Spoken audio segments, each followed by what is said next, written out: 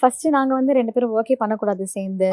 ஏன்னா நாளைக்கு it's very easy for people to point fingers. ஓ அவங்களுக்கு என்ன அவங்களோட ஹஸ்பண்ட் அதனால தான் அவங்க பாட்டு பாடுறாங்க, இல்ல அவங்க வைஃபே அவர் கூப்பிட்டு பாட வச்சு பாப்பா, அப்படி யாருமே சொல்லக்கூடாதுன்னு சொல்லிட்டு நாங்க 2 பேரும் even before we got married everything நாங்க டிசைட் பண்ணிட்டோம். முதல்ல இருந்து டேட் பண்ணும்போதே நம்ம 2 பேரும் சேர்ந்து ஒர்க் பண்ணக்கூடாது, will keep our professional life separate and personal life separate.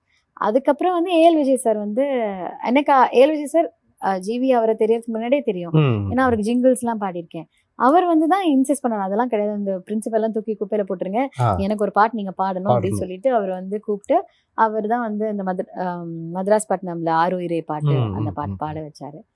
So அதுக்கப்புறம் ஒவ்வொரு பாட்டா வரைச்சி அந்தந்த டைரக்டர்ஸ் அவங்க கேட்க ஆரம்பிச்சாங்க. இப்பவும் யாராவது என் பேர் சஜஸ்ட் பண்ணா அவர் என்ன கூப்பிடுவாரு, அப்பதான் நான் போய் பாடுவேன்.